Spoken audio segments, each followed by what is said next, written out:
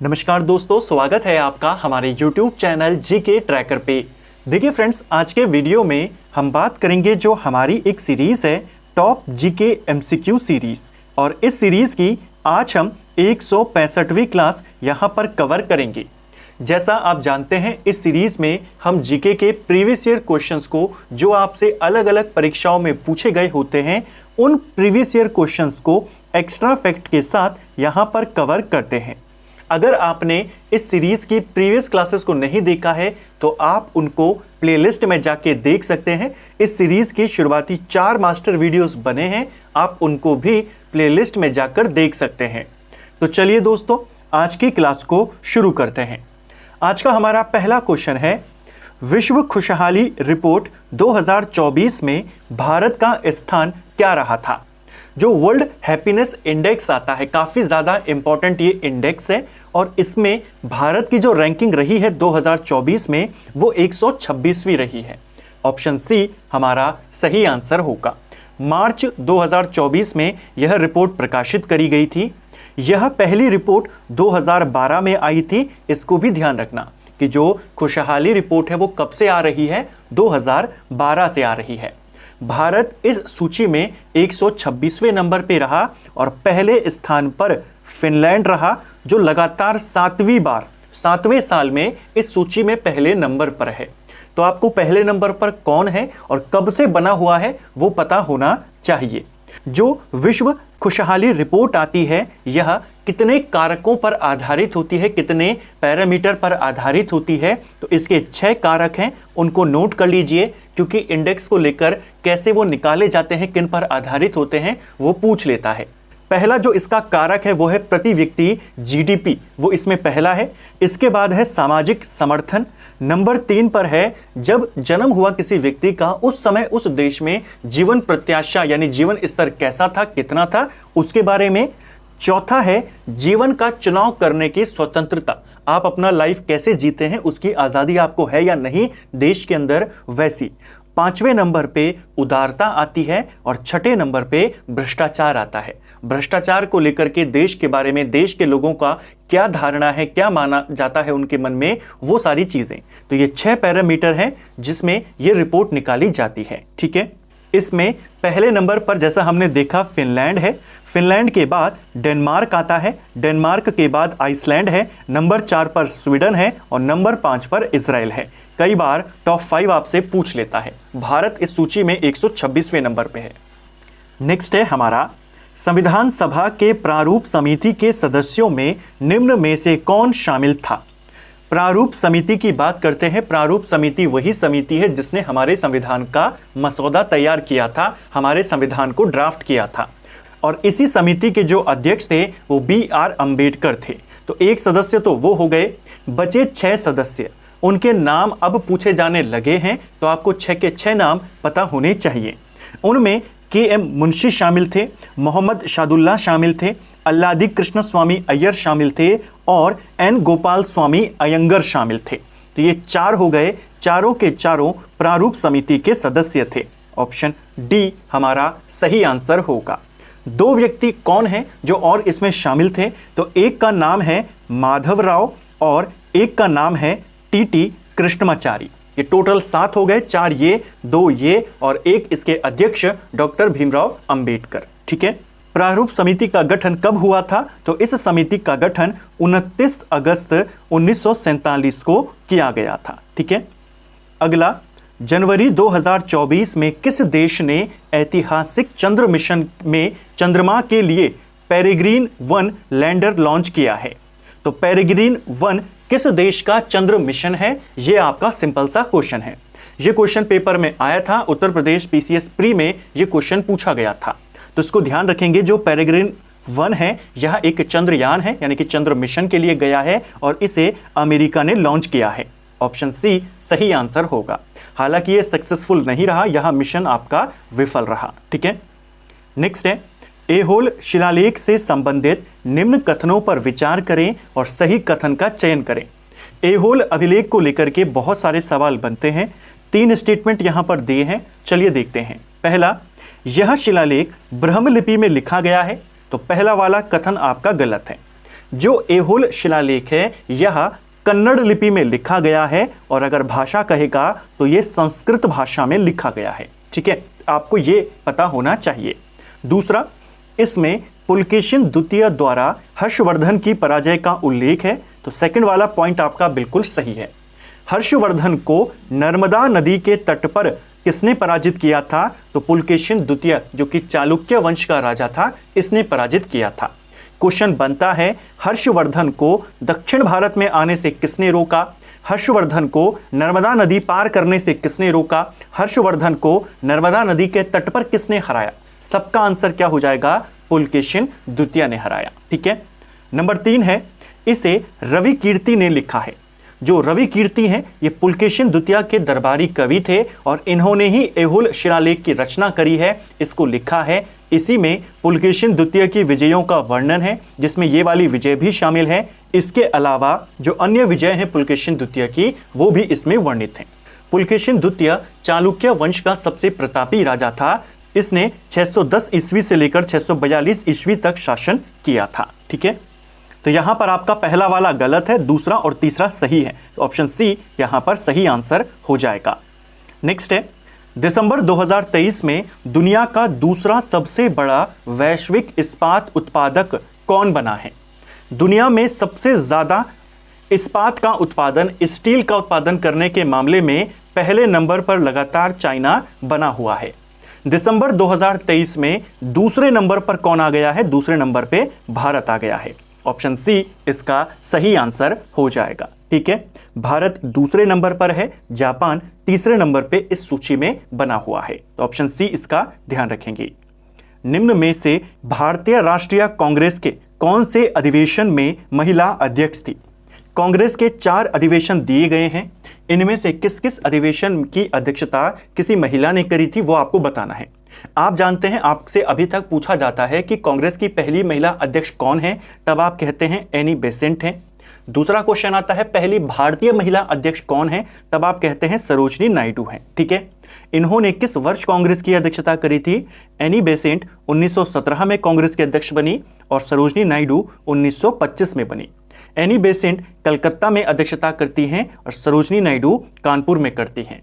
तो केवल पहला और दूसरा अधिवेशन है जिसकी अध्यक्षता किसी महिला ने करी थी। तो पहला और दूसरा यानी ऑप्शन बी सही आंसर होगा।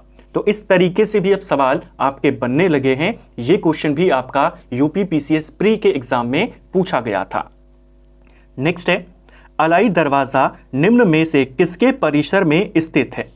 अलाई दरवाजा आप जानते हैं, इसका निर्माण अलाउद्दीन खिलजी ने करवाया था। ठीक है, अलाई दरवाजे को इस्लामी वास्तुकला का रत्न कहा जाता है, इस चीज को भी ध्यान रखना। और इस दरवाजे का निर्माण, अलाई दरवाजे का निर्माण कुतुब मीनार परिसर में किया गया है। ठीक है, कुतुब मीनार परिसर में एक मस्जिद है, कुव्वत उल इस्लाम मस्जिद। उस मस्जिद का जो प्रवेश द्वार है, दक्षिणी प्रवेश द्वार है, वही कहलाता है अलाई दरवाजा।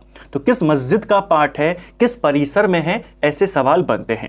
इस दरवाजे का निर्माण अलाउद्दीन खिलजी ने 1311 में करवाया था और इसे इस्लामी वास्तुकला का रत्न कहा जाता है। नेक्स्ट है, निम्न कथनों में से कौन सा कथन सही है? 2 स्टेटमेंट दिए गए हैं, चलिए देखते हैं कौन सा वाला सही है। पहला, 9 दिसंबर 1946 को हुई संविधान सभा की पहली बैठक में मुस्लिम लीग ने भाग लिया था। तो पहला वाला कथन आपका गलत है। हमने जब संविधान की डिटेल वाली सीरीज कवर करी है, उसमें जब हमने संविधान निर्माण के बारे में जाना, संविधान सभा के बारे में जाना, उसके गठन को लेकर के बात करी, उसमें देखा था संविधान सभा के जो चुनाव हुए थे वो जुलाई अगस्त में आपके चुनाव हुए। इनकी पहली बैठक 9 दिसंबर 1946 में हुई और इस बैठक का मुस्लिम लीग ने बहिष्कार किया था और अपने लिए एक नई संविधान सभा की मांग करी थी। ठीक है, तो पहला वाला गलत है, मुस्लिम लीग उस बैठक में शामिल नहीं हुई। दूसरा, संविधान सभा का गठन वयस्क मत अधिकार के आधार पर किया गया था। सेकंड वाला भी आपका गलत है। वयस्क मत अधिकार का मतलब होता है कि आप एक उम्र की लिमिट लगा दीजिए, जैसे अभी इंडिया में है 18 साल। अगर आपकी उम्र 18 साल है तो आप वोट कर सकते हैं। फिर डिपेंड नहीं करता आपकी जाति कौन सी है, धर्म कौन सा है, लिंग कौन सा है, उस पर डिपेंड नहीं करता। उम्र यहां पर क्राइटेरिया है, वो आपने पार कर ली, आप वोट कर सकते हैं। तो क्या उस समय ऐसे चुनाव हुए थे? बिल्कुल ऐसे चुनाव नहीं हुए थे, सीमित निर्वाचन वहां पर हुआ था। कुछ ही लोगों को वोट देने के अधिकार थे। जो इलेक्शन हुआ था वो वयस्क मत अधिकार पे नहीं, सीमित मत अधिकार के आधार पर हुआ था। ठीक है, तो ये वाला भी आपका गलत है। आपको सही वाला बताना है, तो ना पहला सही है ना दूसरा सही है, इसका मतलब दोनों गलत हैं। Option D. नेक्स्ट है, बंद अर्थव्यवस्था शब्द का अर्थ किस अर्थव्यवस्था से है? बंद अर्थव्यवस्था किसके लिए कहा जाता है? बंद अर्थव्यवस्था का मतलब क्या है? इसका मतलब होता है जब कोई देश ना तो दूसरे देश को सामान बेचता है, ना उससे कोई सामान खरीदता है, यानी किसी भी दूसरे देश से वो कोई भी प्रकार का व्यापार नहीं करता। उस देश में ना तो निर्यात होता है और ना ही वह देश आयात करता है। तो ऑप्शन बी इसका सही आंसर है। बंद अर्थव्यवस्था, क्लोज्ड इकोनॉमी का मतलब क्या हुआ? ना आयात होगा ना निर्यात होगा। नेक्स्ट है, दिसंबर 2023 में आई रिपोर्ट के अनुसार दुनिया भर के व्यापार का कितना प्रतिशत सुएज नहर से होकर गुजरता है? यह भी एक इंपॉर्टेंट क्वेश्चन है। सुएज नहर दुनिया की व्यस्ततम नहर इसे माना जाता है। इसका जो पूरा व्यापार में हिस्सा है, पूरी दुनिया के व्यापार में, वो 12% है। ऑप्शन बी सही आंसर होगा। इस नहर से पूरे साल में 20,000 से ज्यादा जहाज यहां से गुजरते हैं सामान लेकर के, और पूरी दुनिया में जितना व्यापार होता है उसका 12% इसी नहर से होता है। नेक्स्ट है, निम्न में से कौन सा या कौन से आश्रम भारत में महात्मा गांधी द्वारा स्थापित किया गया था? अब देखिए क्वेश्चन को ध्यान से पढ़ना। 4 आश्रमों के नाम दिए गए हैं आपका, साबरमती आश्रम, कोचरब आश्रम, सेवाग्राम आश्रम और टॉल्स्टॉय आश्रम। चारों आश्रमों की स्थापना महात्मा गांधी ने करी है। सवाल यह है कि भारत में उन्होंने किस किस आश्रम को बनाया? तो टॉल्स्टॉय आश्रम तो आप जानते ही हैं, टॉल्स्टॉय आश्रम महात्मा गांधी ने साउथ अफ्रीका में बनाया था। अब अगर आपको यह पता है, यह भी एक प्रीवियस ईयर का क्वेश्चन है, जैसे ही आपको पता है कि टॉल्स्टॉय आश्रम साउथ अफ्रीका में बना था, आपने नंबर 4 को एलिमिनेट कर दिया और विकल्प आपको इस तरीके से दिए जाते हैं कि आप आसानी से सही आंसर तक पहुंच जाएं। आपको भले ही बाकी के आंसर्स के बारे में नहीं पता, लेकिन अगर आपको सिर्फ इतना पता है कि यहाँ, क्योंकि काफ़ी फेमस आश्रम है, हमने राष्ट्रीय आंदोलन वाले में भी महात्मा गांधी के सारे आश्रमों की बात करी थी, ये आश्रम साउथ अफ्रीका में बना है। तो 4 जहां जहां होगा वो एलिमिनेट हो जाएगा और एक ही विकल्प आपका बचा, ऑप्शन सी, यानी पहला, दूसरा, तीसरा। अब इन आश्रमों के बारे में थोड़ी सी बात करते हैं। जो साबरमती आश्रम है, इसकी स्थापना महात्मा गांधी ने 1917 में करी थी। गुजरात अहमदाबाद में स्थित है, साबरमती के तट पर है। महात्मा गांधी का यहां पर निवास रहा था 1917 से लेकर 1930 तक। कोचरब आश्रम की बात करते हैं। कोचरब आश्रम महात्मा गांधी के द्वारा भारत में स्थापित किया गया पहला आश्रम था। जब वो भारत आए 1915 में, उसी साल उन्होंने इस आश्रम की स्थापना करी, अहमदाबाद में ही करी थी। ठीक है। सेवाग्राम आश्रम महाराष्ट्र के वर्धा में स्थापित किया था, 1936 में किया था। ठीक है, तो ये हमने इन तीनों आश्रमों के बारे में बात करी। जो कोचरब आश्रम है और साबरमती आश्रम है, इसको लेकर कई बार कंफ्यूजन हो जाता है, तो उसको भी क्लियर करते हुए चलिए। देखिए, शुरुआत में जब महात्मा गांधी दक्षिण अफ्रीका से आए तो उन्होंने अहमदाबाद के नजदीक एक आश्रम की स्थापना करी, जिसे नाम दिया सत्याग्रह आश्रम। यह आश्रम अहमदाबाद के नजदीक कोचरब में स्थापित किया गया था, जिसे कोचरब आश्रम भी कहा जाता है, और यह बना था 1915 में। बाद में इसी आश्रम को उन्होंने स्थानांतरित किया और ले गए साबरमती के तट पर, और तब वो साबरमती आश्रम के नाम से जाना गया। ठीक है, चलिए, तो यहां पर आपका कौन सा सही है? Option C. तो एलिमिनेट करके भी आप कर सकते हैं, और अगर आपको सबके बारे में पता है तो फिर तो आप आसानी से कर जाएंगे। अगला, हुमायूं नामा की रचयिता निम्न में से कौन है? हुमायूं नामा कई बार पेपर में पूछा गया है। इसकी रचना जो हुमायूं की सौतेली बहन थी गुलबदन बेगम, इसके द्वारा करी गई है। ठीक है, गुलबदन बेगम ने यह रचना अकबर के अनुरोध पर करी, अकबर के कहने पर करी थी। नेक्स्ट है, प्राचीन भारत में निम्न में से किन्हें थेरी के रूप में जाना जाता था? देखिए, थेरी और थेरवाद, इसको लेकर के एक सवाल पेपर में बना था कि थेरवाद सिद्धांत या थेरवाद का संबंध किस धर्म से है। तो इस चीज को ध्यान रखना, थेरवाद आपके बौद्ध धर्म से संबंधित है। थेरवाद का शाब्दिक अर्थ, इसका अर्थ क्या होता है? इसका मतलब होता है थेरवाद का कि बड़ों का सिद्धांत या बुजुर्गों का सिद्धांत। अब अगर आपको ये चीज पता है, जैसे अभी हमने देखा, एक्स्ट्रा फैक्ट में कवर किया, चीज को समझा कि थेरवाद सिद्धांत जो है वो बौद्ध धर्म से जुड़ा है, और इसका मतलब होता है बुजुर्गों का सिद्धांत। अब आप आसानी से बता देंगे थेरी का मतलब क्या हुआ।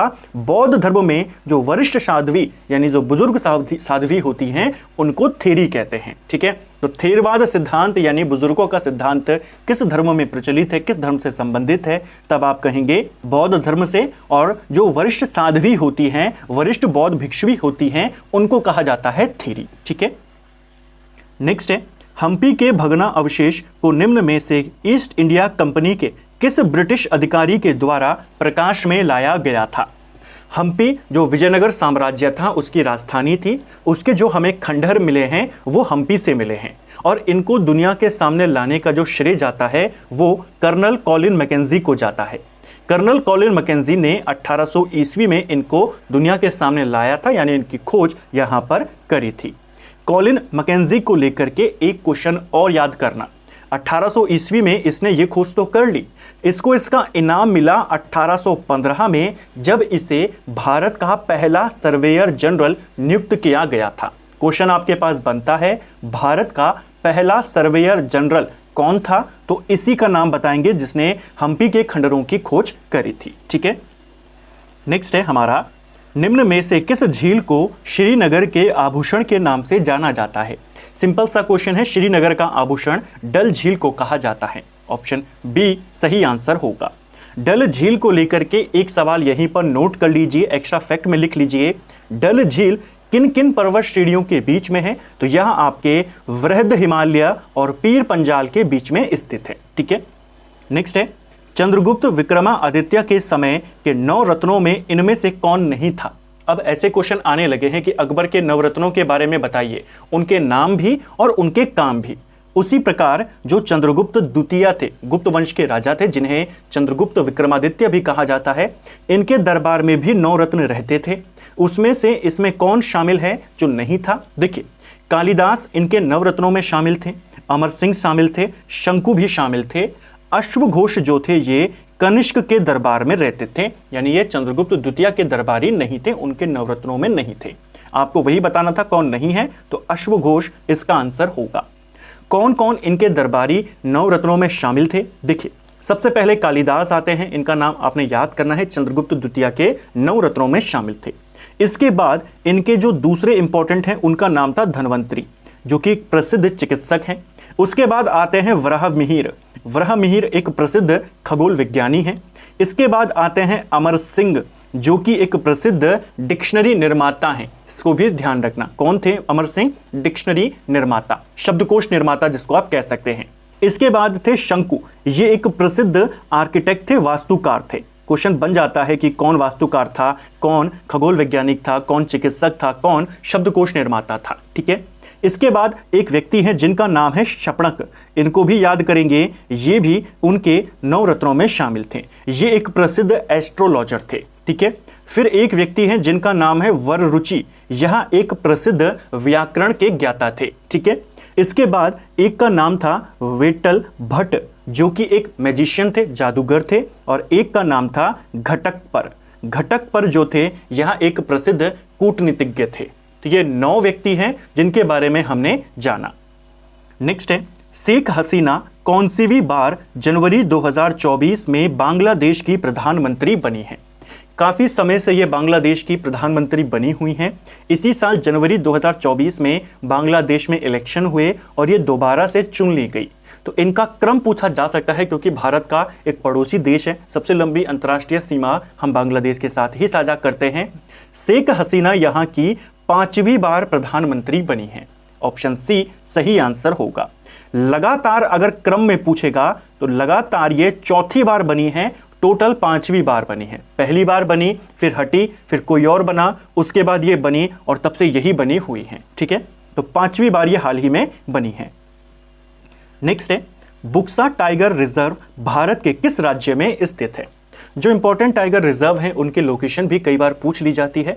बुक्सा टाइगर रिजर्व आपके पश्चिम बंगाल में आता है, एक इंपॉर्टेंट टाइगर रिजर्व है। 1983 में इसे टाइगर रिजर्व घोषित किया गया था। नेक्स्ट है, अरुणाचल प्रदेश के राज्यपाल के संबंध में किस अनुच्छेद में विशेष प्रावधान है। तो अरुणाचल प्रदेश के राज्यपाल के संबंध में या अरुणाचल प्रदेश के संबंध में कौन सा आर्टिकल है जो विशेष प्रावधान प्राप्त करता है। हमने जब संविधान वाली सीरीज देखी थी तो उसमें जो विशेष आर्टिकल थे, इंपॉर्टेंट संवैधानिक प्रावधान किए गए थे कुछ विशेष राज्यों के लिए, आर्टिकल 371 के तहत इस पूरे आर्टिकल को डिटेल में समझा था। काफ़ी लंबा ये आर्टिकल है। इस आर्टिकल का जो आर्टिकल 371 है ये महाराष्ट्र और गुजरात के राज्यों के लिए कुछ विशेष प्रावधान करता है। उसी प्रकार 371A जो है वो नागालैंड के लिए विशेष प्रावधान करता है। बी वाला असम के लिए करता है। इसी प्रकार आपको सारे याद करने थे। जो जी है 371G ये मिजोरम के लिए करता है, 371B असम के लिए करता है, 371I जो है गोवा के लिए विशेष प्रावधान करता है और H वाला करता है अरुणाचल के लिए। आपको अरुणाचल का बताना था, ऑप्शन डी सही आंसर होगा।